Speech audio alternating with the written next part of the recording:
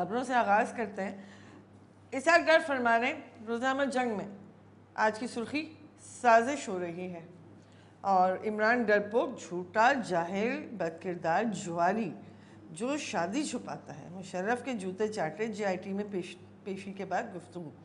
اور صاحب اسحاق ڈار صاحب کی شہرت تو بڑی یہ ہے کہ دھیمے مزاج کے، مصالحت جب بھی کہیں کرنی ہوتی ہے حکومتوں نے آپس میں، اسحاق ڈار کی خدمات حاصل کی جاتی ہیں۔ بڑے سخت الفاظ۔ دیکھیے مجھے ایک بات بڑی حیرت ہے کہ مطلب میں نے جن لوگوں سے بات کی جب یہ ٹی وی پہ بات کر رہے تھے،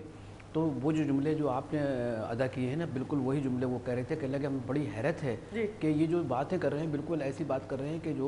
کہ ایک جاہل آدمی جو کہ سڑک پہ ہے، جس کے پاس تعلیم نہیں، تربیت نہیں، وہ اس قسم کی بات کرتا ہے۔ اب پھر دوسری بات یہ کہ دیکھیے جمہوریت میں تو مخالفت ہوتی ہے، اب اگر آپ یہ سمجھتے ہیں کہ جمہوریت میں مخالفت نہیں ہوگی، لوگ ہر شخص اپنا ہم خیال ہوگا، تو اس سے تو میرا خیال ہے جمہوریت نہیں ہوتی۔ دنیا کا کوئی بھی نظام ہم اٹھا لیجئے، چاہے وہ ملٹری نظام ہو، چاہے کہیں بھی ہو، چھوٹی موٹی مخالفت تو بہت ہوتی ہے۔ اب اندازہ لگائیے کہ بات ہے رویوں کی، پاکستان میں ابھی تک 70 سال سے ہم رویے اپنے جو ہے نا منفی رویے ہیں، یعنی اگر کسی نے آپ کے خیالات سے اتفاق نہیں کیا تو معلوم ہوا کہ آپ پہ الزامات کی اب یہ جو سازش کی بات کر رہے ہیں نا، اول پہ تو یہ ہے کہ یہ خبر جنگ میں ہے، اور آپ کو معلوم ہے کہ جنگ کی جو صورتحال ہے وہ ظاہر ہے کہ وہ نواز شریف کے ساتھ جو ہے نا وہ بالکل ملے ہوئے ہیں، تو یہ اول پہ تو ان کو خود یہ جملے نہیں لکھنے چاہیے تھے، بلکہ یہ کہ جو مطلب جھوٹا یہ کر دیکھیے عمران خان کا سب سے بڑا قصور کیا ہے؟ عمران خان کا قصور یہ ہے کہ انہوں نے پاناما کیس کے سلسلے میں اس کی آواز اٹھائی، ورنہ اگر پاناما کیس کے سلسلے میں